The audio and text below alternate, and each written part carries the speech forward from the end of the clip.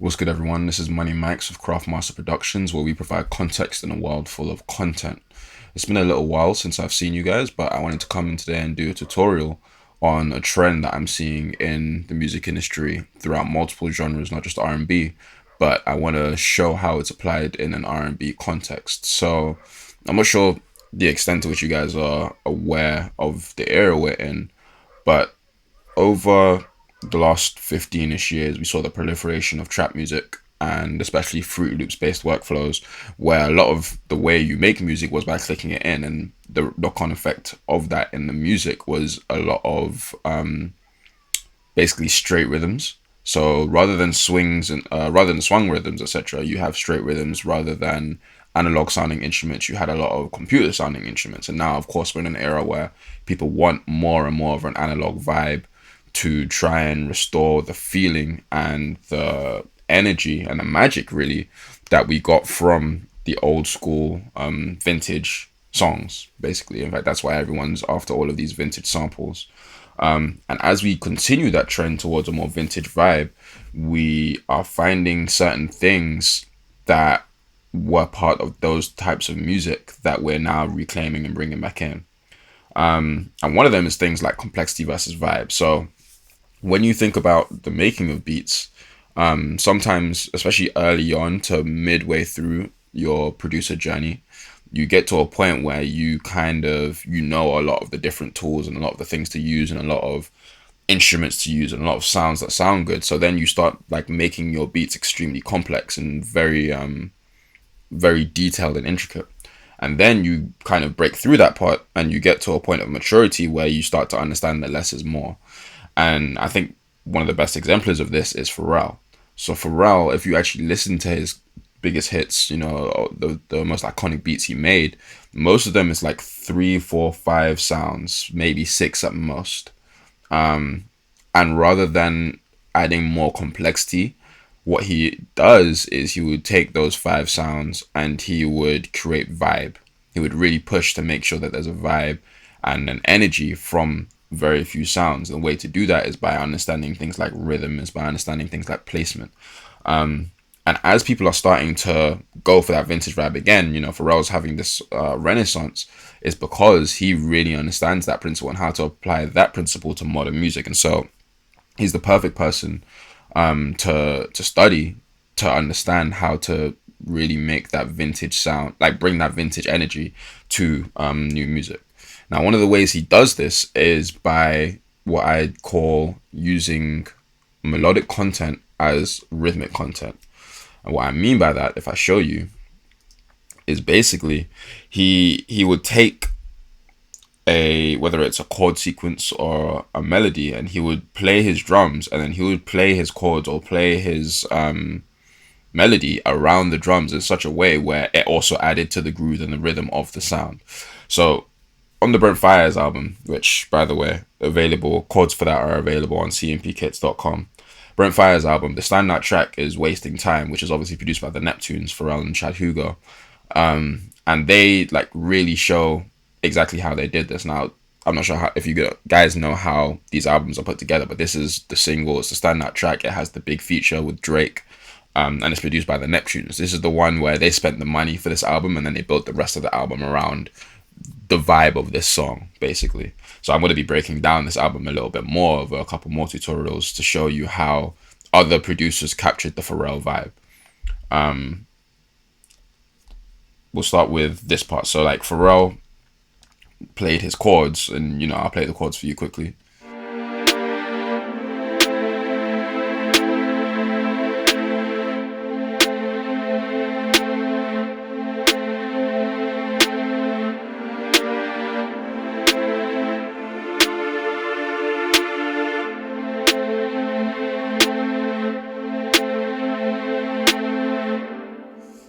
Now, having played those chords and being happy with them, now the next thing is to figure out, okay, how are we going to add vibe to this with very few instruments, with rhythm, with melody? And if I was doing it, or perhaps the way in which they did it, was they, rather than actually just clicking in a pattern, what you'd have to do is you'd have to listen and kind of nod along and play something.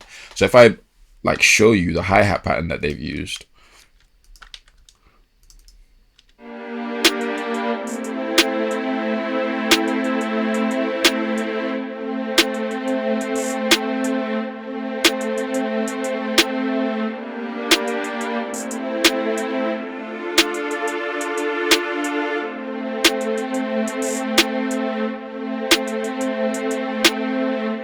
if we examine this hi-hat pattern, this is not the kind of thing that you just click in.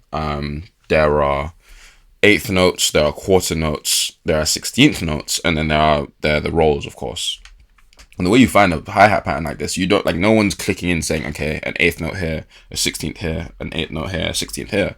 What you would do is you'd actually just play it. You'd play,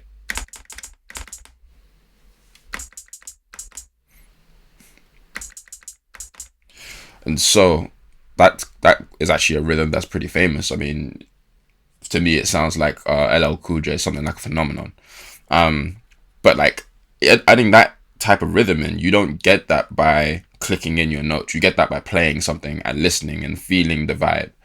And so I just want to illustrate the point that for you to really captivate this vibe and this feel, you need to start playing some of your drums. You need to start playing some of your rhythms. That's why CMP earlier this year was talking about don't click anything that you can play. That's why CMP is so insistent on using his MPC all the time. And that's why even MPCs have like had this renaissance where they've become super popular again amongst the top circles, amongst even your Metro Boomins, even your Hit Boys, who's obviously been doing the Nas albums but was also doing like trap music and stuff. It's because there's something that you get from playing that you just do not get from clicking things in. And that's part of how they're capturing the vintage vibes, because now when you play something, you can find rhythms that you wouldn't find any other way. And then if you play something and you only partially quantize it, now you have rhythm and groove, and suddenly you've captured this vintage vibe where you have swing and energy that you didn't have before. And that's something that we see not just in R&B, but we're also seeing that in trap music. You see that in the new Drake album, which I'll be breaking down in future videos. So yeah, that's how they did the hi-hats. And then, you know, to get the 808 pattern, they'd have done something very similar. I mean, what they'd have done is they'd have sat there and nodded their head and listened to what they were doing, and then just played the 808 along. And they'd have probably done it with one note. I mean, Pharrell's a maestro, he might not have needed to, but if it was me, I'd have done it with one note.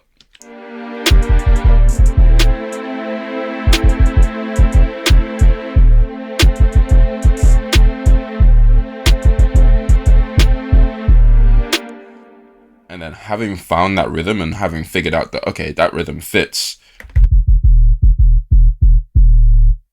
then you can go on further and basically ascribe actual notes to that. So like this, if we look at the chords, this song is in the key of D. So he would have played it on the note D, and then he'd have thought to himself, well, as someone who understands music theory, the one and the five are always in key no matter what chord you're playing. So I'm going to use the 1 and the 5 the whole time, and basically go through. And like if you see the actual 808 melody,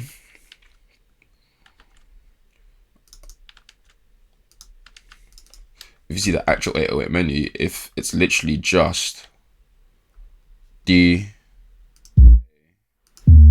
going up an octave, so 1 5 1 1 5 1, and the melody kind of has a up and down motion, which is typical in R&B. You know, you want to rise and a fall, a tension and release. It's like a wave, it's a cycle. So if I play you the actual 808,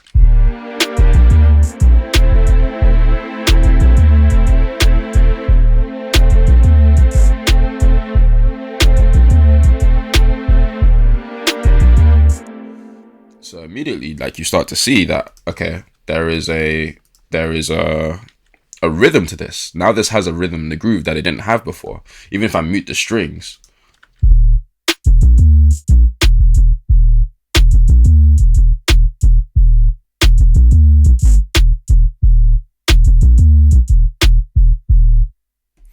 and now you have vibe, you have energy, you have something that feels a bit vintage. And this feels like a classic Pharrell track, just with new sounds, new instruments.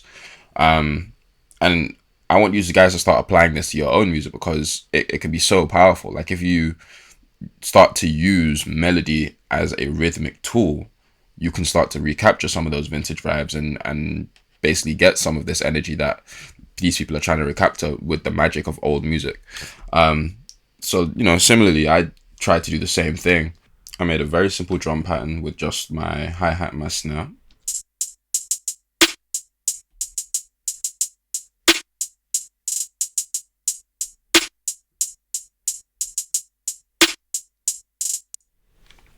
And then I came into scalar and I went through some of the chords from the Wasteland pack. Once again, available on the site right now.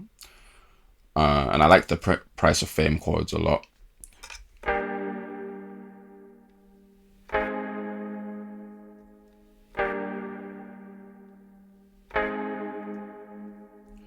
And so I played those very simply.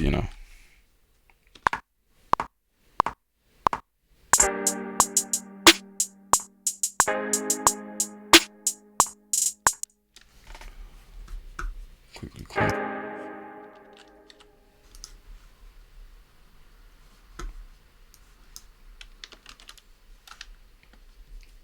And then we just repeat those.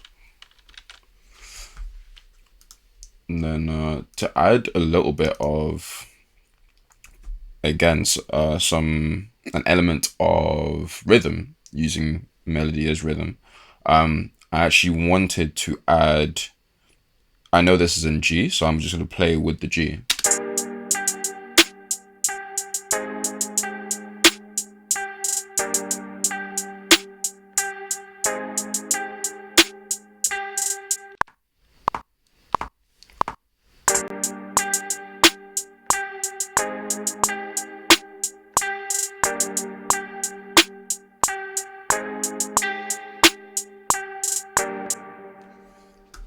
And just off the strength of that, already we've started to get a bit of a groove. And then if I play my 808, I actually came up with the 808 pattern already. It's gonna match because, again, I played this 808 pattern, so.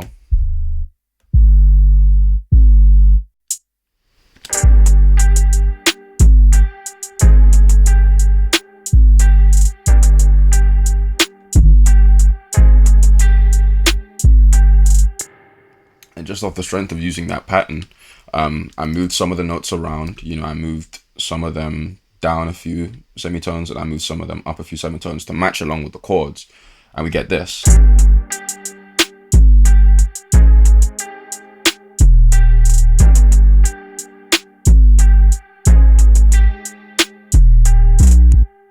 And then we know halftime, cable gas halftime to be a rhythmic tool as well. So if I then apply halftime to this melody.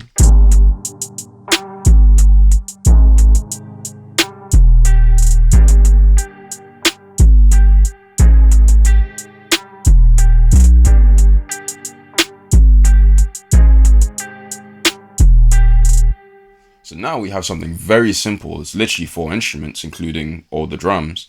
But now there's a groove and a rhythm and a melody and a vibe. And then I can add things or take things away to create enough harmonic and familiar surprise to carry that for an entire song. So I hope that's demonstrated the principle that if you use melody as a rhythmic tool, you're able to really do a lot in terms of creating a vibe that's, usable for a full song and will have the swing and the energy and the magic of old-timey music. Until the next time, this has been Money Mike's for CMPKits.com.